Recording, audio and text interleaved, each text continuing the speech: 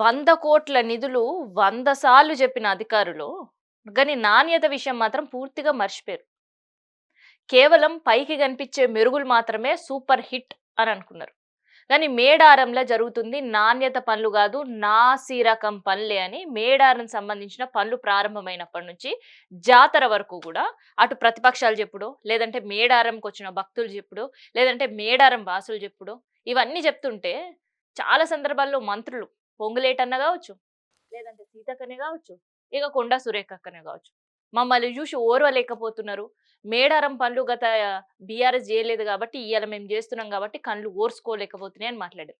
So ఈ మాటలన్నీ పక్కన పెడితే మరి ఇవాళ పూజారి, సమ్మక్క పూజారి సిద్ధబోయిన రమేష్ కొడుకు యువాన్ పరిస్థితి చూసిన తర్వాత సీతక్క ఏం మాట్లాడుతుంది?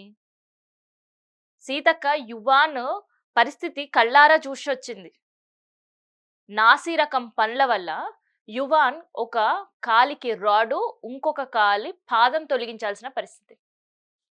ఎందుకు?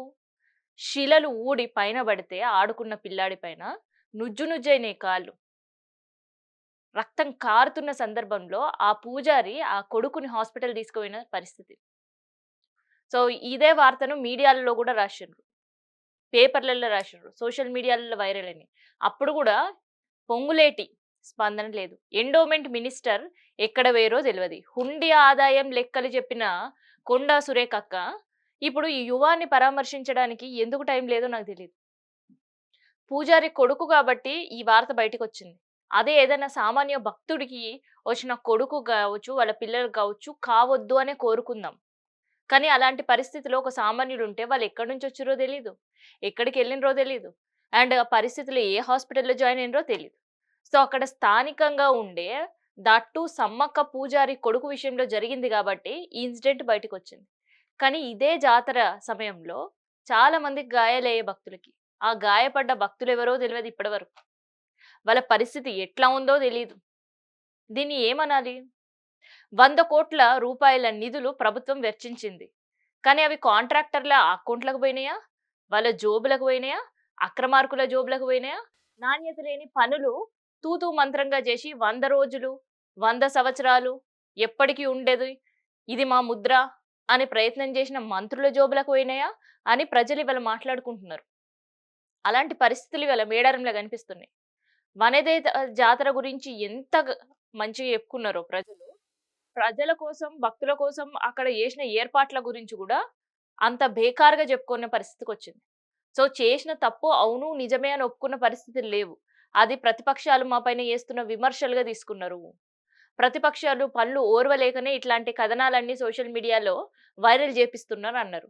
మరి ఇప్పుడు సిద్ధబోయిన రమేష్ కొడుకు యువాను, పూజారి కొడుకు యువాను మీ కళ్ళ ముందే కనిపిస్తుండు.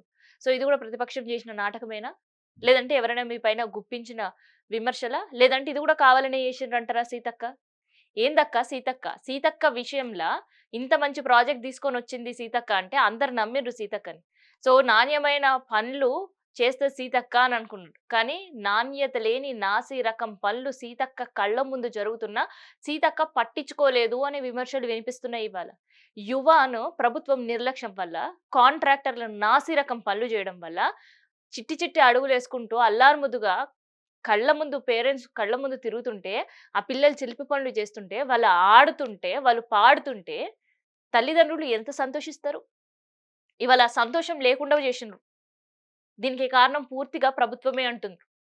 ఆ పూజారి కూడా అవును నాసిరకం పనులు చేయడం వల్లనే ఇయాల నా కొడుకుకి ఇలాంటి పరిస్థితి ఎదురైంది అని పూజారి కూడా నోరెప్పి చెప్తున్న పరిస్థితి.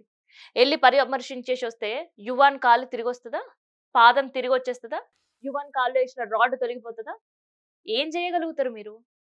ఒక చిన్నారిని ఇవాళ ఒక చిన్న చిన్న బాబుని అంగవైకల్యానికి కారణమైంది ప్రభుత్వం చేసిన నాసి రకం పనులు. సో ఈ జరిగిన నష్టాన్ని ఎవరు తీరుస్తారు ఆ కుటుంబానికి? దాని గురించి ఏమైనా ఆలోచించిర్రా?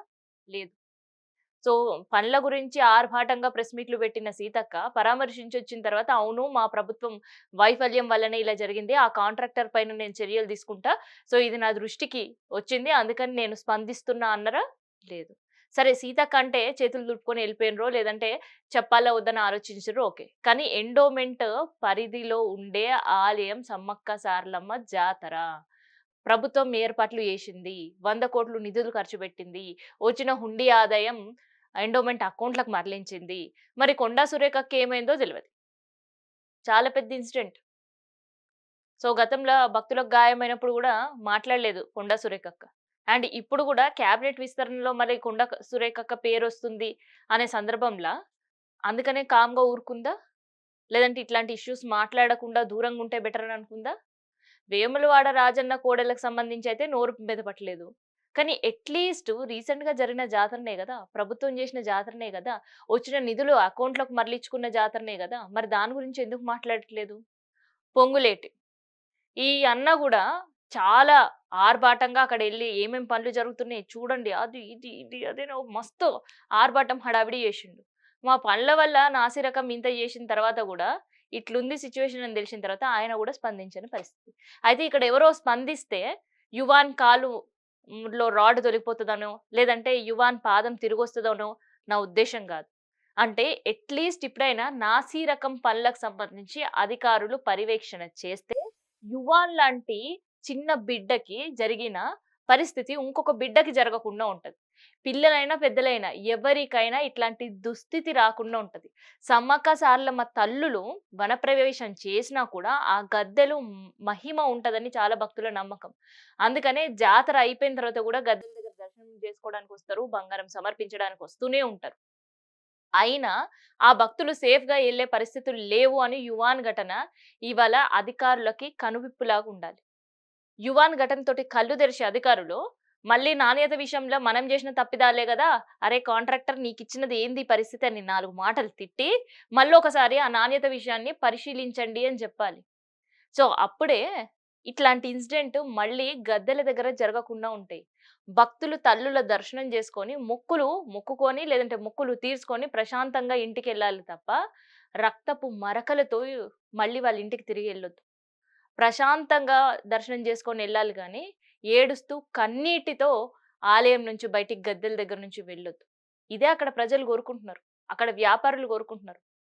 సమ్మక్క సారలమ్మకు సంబంధించిన భక్తులు కోరుకుంటున్నారు. మరి భక్తుల కోరికలు సమ్మక్క సారలమ్మ తల్లులకి చేరినియి. కానీ ఈ మంత్రులకు ఎప్పటి వరకు చేరుతాయో తెలవదు. ఇన్సిడెంట్ జరిగి ఇప్పటికి వారం పైనే గడుస్తుంది. కానీ నాణ్యత విషయంలో ఇప్పటి వరకు ఎటువంటి మాట లేదు. నాణ్యతకు సంబంధించి చెక్ జేయడానికి మళ్ళీ గద్దెల దగ్గర అడుగుబెట్టిన కాంట్రాక్టరు లేదు. మరి ఒక కమిటీ ఏసి ఇంకొకసారి మళ్ళీ పర్యవేక్షిద్దాము అని చెప్పిన టీము లేదు. మరి మేడారం నిజంగానే 100 సంవత్సరాల వరకు ఉండాలి అనే ప్రభుత్వం సంకల్పం చాలా మంచిది. గత ప్రభుత్వం నిర్లక్ష్యం చేసినా ఈ ప్రభుత్వం దాన్ని కళ్ళకద్దుకొని జేసింది. కానీ వాటిపైన సరిగ్గా దృష్టి పెడితేనే 100 ఏండ్లు ఆలయం నిలబడ్డం పక్కన పెడితే, గద్దెలు నిలబడ్డం పక్కన పెడితే, అక్కడుండే గేట్లు నిలబడ్డం పక్కన పెడితే, అక్కడుండే శిలలు నిలబడాలి అంటే మాత్రం ఖచ్చితంగా మళ్ళీ మరమ్మతులు చెయ్యాలి. మరమ్మతులు చేస్తే తప్ప మళ్ళీ అక్కడుండే గద్దెలు గావచ్చు, ఆలయ పరిసరాలు గావచ్చు, భక్తులకి ఇబ్బంది లేకుండా ఉంటాయి. సో, ఆలయం భక్తులకి ఒక ప్రశాంతతనియ్యాలి. కానీ వాళ్ళకి ఒక యాక్సిడెంటల్‌గా ఇట్లాంటి ఇన్సిడెంట్ జరిగే స్పాట్‌గా మారకూడదు. జాతరలో చాలా మంది భక్తులు ఇబ్బందులు ఎదుర్కొన్నారు. గాయాల పాలయ్యారు. ప్రభుత్వం మళ్ళీ నిద్రలేసి అవును కొంత అటు ఇటు మెరుగులు దిద్ది చేతులు దులుపుకొని వెళ్ళిపోయింది. కానీ ఆ దిద్దిన మెరుగులు మాత్రమే ఉన్నాయి. నాణ్యత లోపాలు చాలా ఉన్నాయని యువాన్ ఘటన ఇయ్యాల నిరూపించింది. సో, యువాన్‌కి జరిగిన అన్యాయం ఏ భక్తుడికి జరగకుండా ఉండాలంటే నాణ్యత విషయంలో ప్రభుత్వం కళ్ళు తెరవాలి. మా ప్రభుత్వమే ఈ ప్రాజెక్ట్ చేపట్టింది. మా ప్రభుత్వమే రూ. 100,00,00,000 దీనికి వెచ్చించింది అని ఎంత గౌరవంగా సీతక్క చెప్పడము, మంత్రులు చెప్పడము, ముఖ్యమంత్రి గారు చెప్పడము ఇదంతా ఎంత గొప్పగా చెప్పుకున్నారో, సో, అదే ప్రభుత్వానికి సంబంధించిన నాణ్యత విషయంలో కాంట్రాక్టర్ల నిర్లక్ష్యం వహించారని చెప్పాలి. ఆ కాంట్రాక్టర్ పైన వేటు వేయాలి.